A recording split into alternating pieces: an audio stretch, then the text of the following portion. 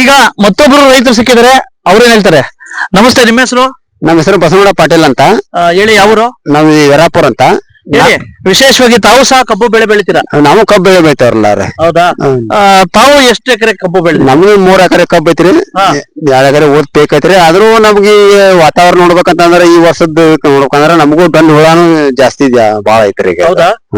ಯಾಕೆ ಈ ಸಲ ಒಂದ್ ರೀತಿ ಎಲ್ಲಾ ಕಡೆ ಕಬ್ಬು ಡೊಣ್ಣೆ ಹುಳದ ಅವಳಿ? ಈಗ ಮಳಿಗಾಲ ಕಮ್ಮಿ ಆಯ್ತಾರಲ್ಲ ಈಗದ.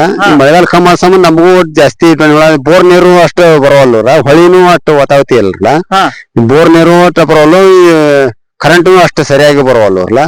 ಅದ್ರ ಸಂಬಂಧ ನಮಗೆ ಡೊಣ್ಣ ಹುಳ ಜಾಸ್ತಿ ಆಗತ್ತ ಈಗ. ಅಲ್ಲ, ಈಗ ಏನು ಮೊದ್ಲೇ ಗೊಬ್ಬರದ ಅವಳಿ ಬೇರೆ? ಮೊದಲೇ ಗೊಬ್ಬರ ನಮ್ಗೆ ಗೊಬ್ಬರ ಕಟ್ಟಾಕ ಈಗ ಒಮ್ಮೆ ಕಟ್ಟ್ಯಾವ್ರಿ. ಈಗ ಇದ್ರ ಮುಂಗಾರಿ ವರ್ಷ ನೋಡ್ಬೇಕಂದ್ರೆ ಈ ವರ್ಷ ಒಮ್ಮೆ ಕಟ್ಟ್ಯಾವ್ರಿ. ಈಗ ಈ ವರ್ಷ ಕಟ್ಬೇಕಾದ್ರೆ ಈಗ 3 ಪೀಕ್ ಕಟ್ಬೇಕಾರ ನಾವು, 3 ಸಲ ಈಗ ಒಮ್ಮೆ ಕಟ್ಟ್ಯಾವ್ರಿ ನಾವ್ರೀಗ. ಒಮ್ಮೆ ಕಟ್ಟ ಅಂತ ಈಗ ಮತ್ತೆ ಗೊಬ್ಬರ ಪೊಳ್ಳಾಕತ್ತಲ್ಲ ಭೂಮಿ, ಮತ್ತೆ ಜಾಸ್ತಿ ಆಗತ್ತವ್ರಿ ಈಗ. ಈಗ ಏನಪ್ಪಾ ಅಂತಂದ್ರೆ ವಿಶೇಷವಾಗಿ ಎಂದೂ ಬಂದಿಲ್ಲ ಈ ಬಾರಿ ಡೊಣ್ಣೆ ಹುಳದ ಅವಳಿ ಜಾಸ್ತಿ ಆಗಿದೆ. ಈ ಬಾರಿ ಡೊಣ್ಣೆ ಹುಳ ಅಂದ್ರೆ ಭೂಮಿ ಪಳ್ಳಾಗೈತಾರಲ್ಲ, ಅದ್ರ ಈ ಮಳಿ ವಾತಾವರಣ ನೋಡ್ಬೇಕಂದ್ರೆ ಡೊಣ್ಣೆ ಹುಳ ಜಾಸ್ತಿ ಆಗೈತ್ರಿ ಈ ಸಲ. ಈಗ ಆಗ್ಬಿಟ್ರೆ ರೈತರ ಪರಿಸ್ಥಿತಿ ಹೆಂಗೆ? ಈ ರೈತರ ಅದ ನೀವೇನು ಪರಿಹಾರ ಧನ ಕೊಡ್ತಾರ, ಏನ್ ಮಾಡ್ತಾರ ನಿಮ್ಗೆ ವಿಚಾರ. ನಾವು ರೈತರೆಲ್ಲ ಕೂಡಿ ಕಾಸು ಒಂದ್ ನಿರ್ಣಯ ಮಾಡ್ತಾರ, ನಾವ್ ಮಾಡ್ತಾವ್ರಿ. ಒಟ್ಟಾರೆ ಏನಪ್ಪಾ ಅಂತಂದ್ರೆ ಈ ಸಲ ಕಬ್ಬು ಬೆಳೆಗಾರ ಎಲ್ಲೊಂದ್ ಕಡೆ ಕಣ್ಣೀರ್ ಹಾಕ್ತಾ ಇದಾರೆ.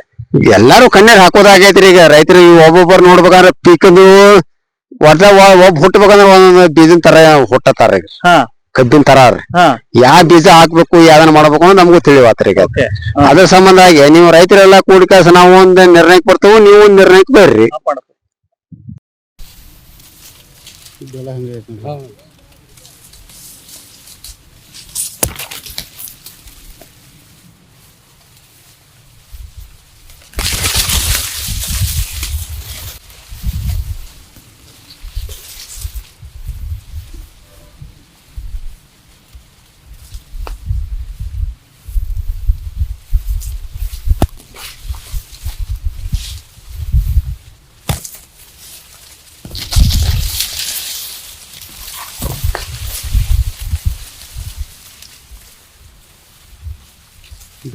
ಈಗ ವಿಶೇಷವಾಗಿ ಕಿತ್ತೂರು ಕರ್ನಾಟಕದ ಏನು ಈ ಒಂದು ದೊಣ್ಣೆ ಹುಳದ ರೋಗಕ್ಕೆ ವಿಶೇಷವಾಗಿ ತುತ್ತಾಗಿರ್ತಕ್ಕಂತ ಕಬ್ಬು ಬೆಳೆಗಾರರು ನಮ್ಗೆ ಸಿಕ್ಕಿದ್ದಾರೆ. ಬನ್ನಿ ಸರ್, ನಮಸ್ತೆ. ಹೇಳಿ, ನಿಮ್ಮ ಹೆಸರು? ಶಿವಪುತ್ರಪ್ಪ ಕೊಡ್ಲಿ. ಯಾವೂರು? ಹೇಳಿ ಸರ್, ವಿಶೇಷವಾಗಿ ತಾವು ಪ್ರತಿ ಸಲ ಕಬ್ಬು ಬೆಳಿತೀರಾ? ಕಾಯಂ. ಹೌದಾ? ಏನು ವಿಶೇಷವಾಗಿ ಈಗ ಏನೋ ಒಂದು ದೊಣ್ಣೆ ಹುಳ ಅಂತಕ್ಕಂತ ಒಂದು ಹುಳದ ರೋಗಕ್ಕೆ ತುತ್ತಾಗಿದೆ ಅಂತೆ ಕಬ್ಬು ಬೆಳೆ? ಹೌದು. ಯಾವಾಗೂ ಇಲ್ರಿ, ಈ ವರ್ಷನ ಹತ್ತೈತ್ರಿ ನಮ್ ಭೂಮಿಗೆ.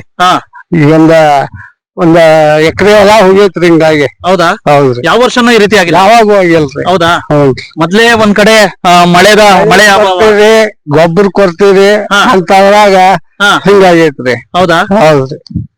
ಯಾಕೆ ಈ ರೀತಿ ಎಷ್ಟು ಖರ್ಚು ಮಾಡಿದ್ರಿ ಇಷ್ಟಕ್ಕೆ? ಒಂದ್ ಎಕರೆ ಇದಕ್ರಿ ಬೋರ್ ಹೊರದ್ರಿ 5 ಲಕ್ಷ ರೂಪಾಯಿ ಬಂದೈತ್ರಿ.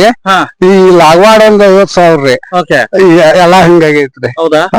ಒಟ್ಟಾರೆ ಏನಪ್ಪಾ ಅಂತಂದ್ರೆ ಈ ಕೈಗೆ ಬಂದ ತುತ್ತು ಬಾಯಿಗೆ ಬಂದಿಲ್ರಿ. ಕಳೆದ ವರ್ಷ ಇದೇ ಒಂದು ಬೆಳೆ ಯಾವ ಸ್ಟೇಜ್ ಅಲ್ಲಿ ಇತ್ತು? ಫುಲ್ ಹೈಟ್ ಇತ್ತು? ಫುಲ್ ಹೈಟ್ ಇತ್ರಿ, 50 ಟನ್ ಆಗಿತ್ರಿ. 50 ಟನ್? ಹೌದ್ರಿ. ಬಟ್ ಈ ಸಲ 20 ಆಗುದ್ರಿ. ಮತ್ತೆ ಏನ್ ಮಾಡ್ತೀರಾ ಇದನ್ನ ಈಗ? ಇನ್ನೇನ್ ಮಾಡೋದ್ರಿ, ಎಲ್ಲಾ ಗೊಬ್ಬರ ಮಾಡಿ ಹೋಗ್ಯವ್ರಿ. ಹೌದಾ? ಹೌದ್ರಿ.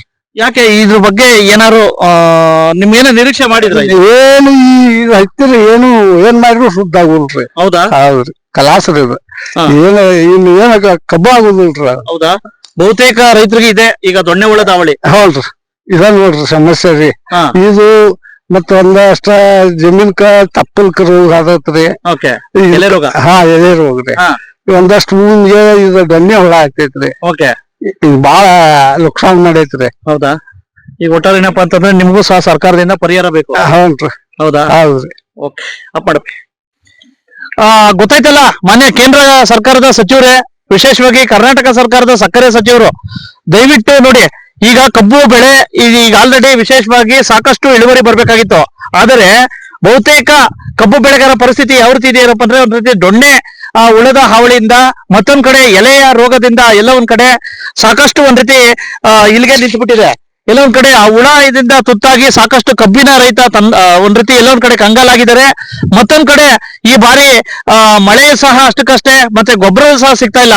ಇಂಥ ಪರಿಸ್ಥಿತಿಯಲ್ಲಿ ದಯವಿಟ್ಟು ನಮ್ಮ ಸ್ಪೀಡ್ ನ್ಯೂಸ್ ಕನ್ನಡದಿಂದ ಕೇಳೋದೇನಪ್ಪಾ ಅಂತಂದ್ರೆ, ದಯವಿಟ್ಟು ಈ ಒಂದು ದೊಣ್ಣೆ ಹುಳದ ಒಂದ್ ರೀತಿ ರೋಗದಿಂದ ಕಂಗಾಲಾಗಿರ್ತಕ್ಕಂಥ ಈ ಒಂದು ಕಬ್ಬು ಬೆಳೆಗಾರರಿಗೆ ದಯವಿಟ್ಟು ಅವ್ರಿಗೆ ಪರಿಹಾರ ರೂಪದಲ್ಲಿ ಸರ್ಕಾರ, ವಿಶೇಷವಾಗಿ ಕೇಂದ್ರ ಸರ್ಕಾರ ಮತ್ತೆ ರಾಜ್ಯ ಸರ್ಕಾರ ಒಂದ್ ರೀತಿ ಬರ ಪರಿಹಾರದಲ್ಲಿ ಘೋಷಣೆ ಮಾಡ್ಬೇಕು ಅಂತ ಹೇಳ್ಬಿಟ್ಟು ಈ ವರದಿನ ಮುಗಿಸ್ತಾ ಇದ್ದೀನಿ. ನಮಸ್ಕಾರ, ಥ್ಯಾಂಕ್ ಯು ಬಸವರಾಜ್.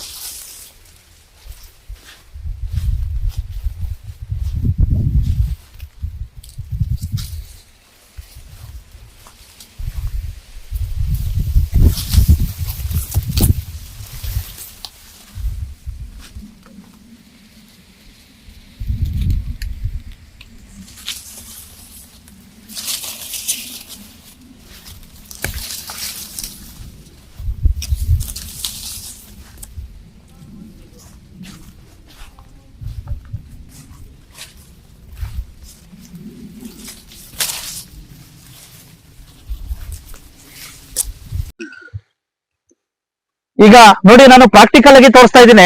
ವಿಶೇಷವಾಗಿ ನೋಡಿ, ಈ ಒಂದು ಕಬ್ಬು ಬೆಳೆ ಈಗ ಆಲ್ರೆಡಿ ಇಷ್ಟು ಹೈಟ್ ಬರ್ಬೇಕಾಗಿತ್ತು. ಆದರೆ ಈ ಒಂದು ದೊಣ್ಣೆ ಹುಳದ ಹಾವಳಿಗೆ ಈ ರೀತಿ ಬರೇ ಏನಪ್ಪಾ ಅಂತಂದ್ರೆ ಇಷ್ಟಕ್ಕೆ ಬಂದು ನಿಂತ್ಬಿಟ್ಟಿದೆ. ಮತ್ತೆ ಒಳಗಡೆ ಬೇರ್ಗಳೆಲ್ಲ ಮೈತಾ ಇರ್ತಕ್ಕಂಥದ್ದು ತುಂಬಾ ದುರ್ದೈವದ ಸಂಗತಿ. ಈಗ ಬಿಟ್ರೆ ಕಷ್ಟಪಟ್ಟು ಬೆಳೆದಿರ್ತಕ್ಕಂಥ ಸಾಕಷ್ಟು ಶ್ರಮವಹಿಸಿ ಬೆಳೆದಿರ್ತಕ್ಕಂಥ ಒಂದ್ ರೀತಿ ಕಬ್ಬು ಬೆಳೆಗಾರನ ಪರಿಸ್ಥಿತಿ ಯಾವ ರೀತಿ ಅವ್ರು ಜೀವನ ಮಾಡೋದಂಗೆ. ದಯವಿಟ್ಟು ಕೇಂದ್ರ ಸರ್ಕಾರ ನೀವು ಎಂತೆಂತವ್ರಿಗೂ ಬರ ಪರಿಹಾರ ಮತ್ತೆ ಬೆಳೆ ಒಂದ್ ರೀತಿ ನಷ್ಟ ಪರಿಹಾರ ಕೊಡ್ತೀರಾ. ದಯವಿಟ್ಟು ಈ ಬಾರಿ ಈ ಒಂದು ಕಬ್ಬು ಬೆಳೆಗೆ ತುತ್ತಾಗಿರ್ತಕ್ಕಂಥ ಒಂದು ಕಬ್ಬು ಬೆಳೆ ಹಾಗೆ ಏನೋ ದೊಣ್ಣೆ ರೋಗಕ್ಕೆ ತುತ್ತಾಗಿರ್ತಕ್ಕಂಥ, ಎಲೆ ರೋಗಕ್ಕೆ ತುತ್ತಾಗಿರ್ತಕ್ಕಂಥ ಪ್ರತಿಯೊಬ್ಬ ಕಬ್ಬು ಬೆಳೆಗಾರನಿಗೆ ದಯವಿಟ್ಟು ಸಮೀಕ್ಷೆ ಮಾಡಬೇಕು, ಮತ್ತೆ ಅವ್ರಿಗೆ ಪರಿಹಾರ ಪ್ಯಾಕೇಜ್ ನ ಕೊಡ್ಬೇಕು ಅಂತ ಹೇಳ್ಬಿಟ್ಟು ನನ್ನ ಮನವಿ. ನಮಸ್ಕಾರ, ಥ್ಯಾಂಕ್ ಯು.